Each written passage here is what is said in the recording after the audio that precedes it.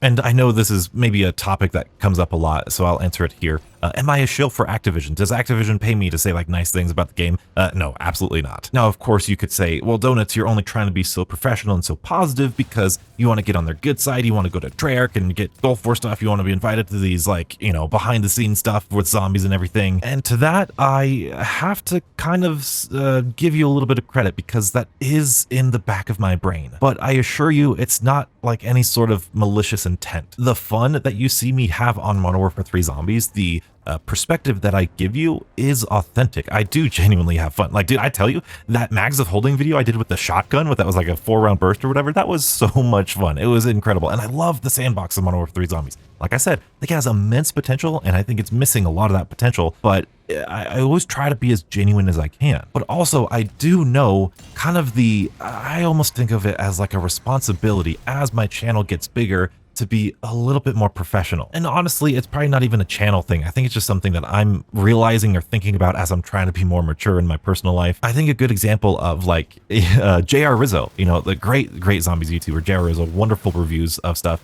He had this really long Infinite Warfare Zombies review, and it was really negative, and it was kind of unfair to the developers, not necessarily in terms of the fact that it was negative, but there were certain digs at developers, there were certain digs at, how they developed and stuff. And that's besides the point. But something that changed his mind was he actually got an interview with some of the developers behind, I think, The Beast from Beyond. And it kind of changed his perspective. It made him a little bit more professional, it made him understand what that process is. And I think that is a very important piece of understanding when we get to this level of talking about either a game or a movie or a TV show or whatever. When you're sitting in your house at midnight making a podcast about a zombie game, you might want to consider how the developers feel about making that zombie game. Because I know developers watch these videos, maybe not my videos, but I know they can watch my videos. I know they probably do watch other videos in the community. And so if I were to say something like, the developers don't have any more passion, or the developers don't care anymore, or all of their talent is gone from Treyarch or whatever, like those sorts of things are, first of all, I think they're kind of baseless. I don't think there's a lot of evidence to that. And I think that is not the professional attitude that we need to have in our community. Because at the end of the day, we don't know any of the developers. We don't know anybody personally, and we are not there working on the game. We're not there with this, like, Activision is such a huge company and Call of Duty is so freaking big. I know we say 3,000 developers, why can't they do that? Sometimes 3,000 developers, like in my personal job, sometimes the more people you have, the less efficient you are. There is such a thing as too many cooks in the kitchen. And I could definitely see that sort of thing going on in the Zombies team and the just Call of Duty team in general. Like, there are so many different variables that go on with the development side of Call of Duty, saying some egregious things like, oh, they don't care, they're not passionate, they don't care, they don't listen to the community. Those sorts of things feel unfair to the developers. And so it's that sort of talk that I'm trying to be very conscious of. Again, I've done it in the past. I've probably done it recently, then I've just forgotten about it, but it's something that I'm trying to be more conscious of now because, selfishly, and call me out on this if this is the wrong way to think about it, but I would be blown away. I would be so happy if I got invited to one of these creator calls. I'd be so happy if I got invited to go see Gulf War or early. That would be really, really fun. But also, I know that sort of relationship between content creator and developer needs to be a certain way. It needs to be professional. And I'm going to do my best to tiptoe around this and not really directly call anybody out because it really wasn't any one person's fault. But in that Black Ops 3 to Black Ops 4 transition in Zombies Chronicles, we saw the developers of Treyarch become really, I'm going to use the word intimate, with the Zombies community at the time. And they were really close. They were doing interviews. They were getting behind the scenes stuff. They were invited to all these things. And then when Black Ops 4 was released, a lot of the zombie community, I believe, became really unprofessional and said things in certain ways, in certain tones, in certain whatever, that was really unfair to the developers. And from the developers' perspective, how hard must that have been to hear because of how close you were? You invited these people over to your studio. You created this entire game for the community, this entire game where you're going to love this map, you're going to love 5, you're going to love Blood of the Dead, you're going to love this new storyline. Here's 4 maps with difficulty settings and custom mutations and bot support and all this stuff. And oh my goodness, you're getting all of this hate. It's like you invite someone over for Thanksgiving dinner and you have all of these plates and all of these dishes, and then, oh my goodness, like this one thing, this green bean casserole isn't exactly the way I want it, and why even invite us over for Thanksgiving dinner? It's you mean my weird metaphors again, I'm sorry. Zombie podcast. It's sort of similar to how if I make a video and one of you beautiful people comment, hey Donuts, like I like the video, but I would have loved to see this, or hey, I was disappointed you didn't show this. That relationship, that behavior, that talk, that interaction, way better than Donuts, you're stupid. Donuts, how could you do this? You're such a scrub. Oh my goodness, Donuts, I hate you and I want to kill you or something. You know, sometimes when people talk passionately and they're aggressive and they're intense, we mistake that as standing up and justice and passion because we see that in movies. But when it's in real life, when good and evil and good and bad aren't necessarily black and white, the other person taking that can easily just dismiss you and dismiss your thoughts because, oh my goodness, you're being way out of line, you're being egregious and erroneous, and you're just being crazy out of control, so I'm just going to not listen to you. Like, when I get a comment that's super like that, like, Donuts, you suck, Donuts, this and that, I go, blocked, whatever, removed, and I don't even think about you because you're not worth thinking about. So when the community didn't do anything that bad in Black Ops 4, at least the YouTube community that I can think of. But I think there was that hint of personal and professional relationship hurt. And as much as, yeah, Black Ops 4 wasn't what we wanted it to be. Yeah, Cold War's not what we wanted it to be. And Vanguard is,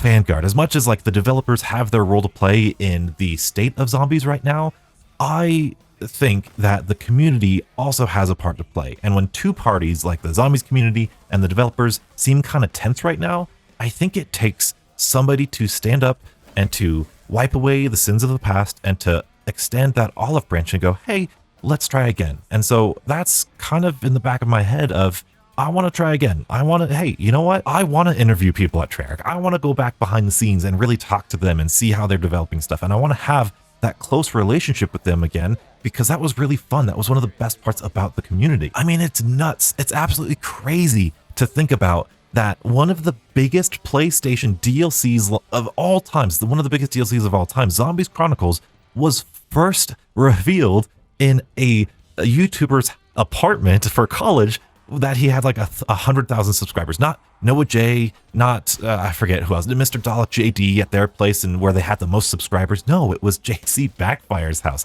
Now, of course, that could have been just Jason Blundell personally with JC Backfire and their little history or whatever. I don't know. But I think that goes to show you, I know it wasn't just Jason Blundell's idea. I know that had to have been approved by the team at Treyarch. And that's just so fun. I want that style of community again. And we don't get there by constantly bashing the developers and questioning the developer and oh my goodness this and oh my goodness that and scrutinizing them for every little detail. Again, we could talk about the bad stuff. I feel like I talk about the bad stuff all the time. I feel like I talk about this could be better, I want this could be better. I feel like I talk about the bad stuff a lot. It's just the tone and the way we talk about it that matters a whole lot more than I think a lot of people think. And of course, there's a lot of young people on YouTube and heck, back in Black Ops 4, those classic zombies YouTubers, they were children, they were kids, they were teenagers in their young 20s, early 20s. Like, that's still really a volatile age to have a professional relationship. They were just out of high school, just out of college. You know, I don't know if any of them had like a real job. I'm sure I remember some of them do.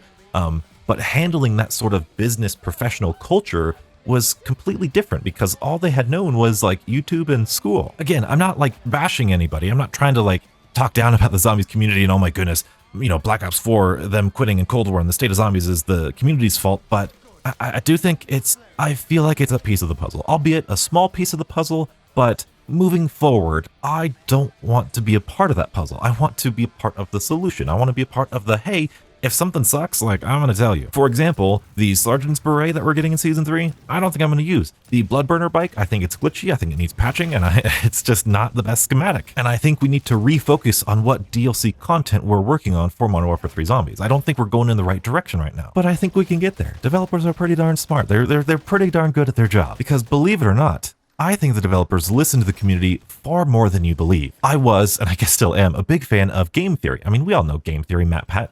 I watched his last Game Theory. If you haven't already, please go watch it. It's great. But his last Game Theory was on Game Theory, and not his channel, but the idea of Game Theory. And it's really complicated. It's a lot, but it's basically about we are stronger together than we are apart. And it takes a little bit of trust and it takes a little bit of risk to say, hey, I'm going to trust you. Hey, I'm going to partner up with you. But I think that's a very important piece of our mindset as we go into these sort of troubling times, like with Vanguard Zombies and Modern Warfare 3. And a great example of good game theory is the stash size increase. Treyarch said, black and white, we were not expecting to increase the stash size. We're going to look into it. So that means there was a point in time where they said, nope, we are not going to increase the stash size. And then between Season 2 Reloaded and Season 3 Reloaded, something happened that said, hey, we are going to increase the stash size. Do you know what happened was? Do you know what it was? It was us. It was the community. We said, hey, can we have an increase in the stash size? Pretty please? And they said, you know what?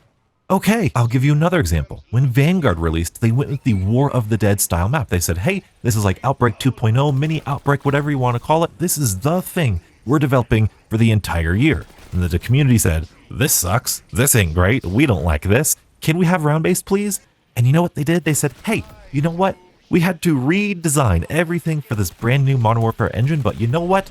Here's a round-based map. Here's another round-based map because they listened to the community. We said, hey, can we have a reduction in schematic cooldowns? They said, yes, you can. Going way back, Black Ops 3, one of the biggest things about Black Ops 3, like I said, didn't have any new perks. Black Ops 4 said, new perks? How about like 18 of them, 12 of them, 15 of them? So many new perks in Black Ops 4. In Black Ops 3, oh my goodness, Gobblegums are so overpowered. Perkaholics incredibly overpowered. I hope the Gobblegums in Black Ops 4 are a lot more balanced. Hey, Black Ops 4, your elixirs are incredibly more balanced than Gobblegums were. In Black Ops 3, everyone said the zombies is so confusing, it's so complicated. Black Ops 4, here's custom mutations. Here's 4 separate difficulty settings. Here's bots. You can go in with bots to make the game easier. Cold War, Onslaught was not as good of a mode as it was when it first launched. And then community said, you know, Onslaught kind of sucks. I wish there's a way to do this, and that. Treyarch said, you know what? Here you go. Here's chalices. Here's legendary rare items that you can get. They listened to the community. All of these instances, and believe me, there's so much more. Like Vanguard, we didn't like the dialogue in Cold War. We didn't like the operator. So in Vanguard, dude, those gods, those things, the art style of Vanguard, like there's so much about Vanguard, the little tiny details that they wanted to not overcorrect, but to correct about Cold War Zombie. And all of those are just evidence to me of good game theory. It's, hey, they want to work with us. They want to make us happy. The good game theory at the end of the day is, I believe, and this, I don't know if this is controversial or not, but I believe the developers who develop zombies want to make a fun zombie mode. And I believe they want to make the best zombie mode that they can. Now, from there, we could have a really cool and interesting conversation about what the best zombie mode looks like and what the most fun zombie mode looks like. That's when we could go into our top 5 worst boss zombies and our top 5 worst maps. That's when we could talk about those details, but with the assumption of the developers want to create the best experience. Is the best experience with an attachment that's so powerful that it's more powerful than all of the weapons in the game? Or is the best experience maybe nerfing the flamethrower a little bit so that the actual weapons and the actual meta is as it should be and a little bit more balanced? It has absolutely nothing to do with whether or not the developers hate fun. I think that's the most ridiculous thing. Every time I make a video about something good in Modern Warfare Zombies, better watch out, Treyarch hates fun. Oh my goodness, they hate fun. That's the most ridiculous thing to say. The developers want to make a fun game. And even if it doesn't affect anybody else, even if it doesn't affect me, having the flamethrower, I'm going to just spark up all of these conversations again. Oh my goodness. Having the flamethrower, having an attachment be more powerful than 90% of your weapons is not what they believed to be a good game. They think, me too, I also think, the game is better when the flamethrower isn't super overpowered. Now, you could disagree with that. You could say, hey, Donuts, I think, you know, because of my skill level, because of my this, whatever, that's perfectly fine. But don't then point out and go, hey, the developers just don't want us to have fun, because that is absolutely ridiculous. So for Modern Warfare 3 Zombies, Donuts, let's really put your money where the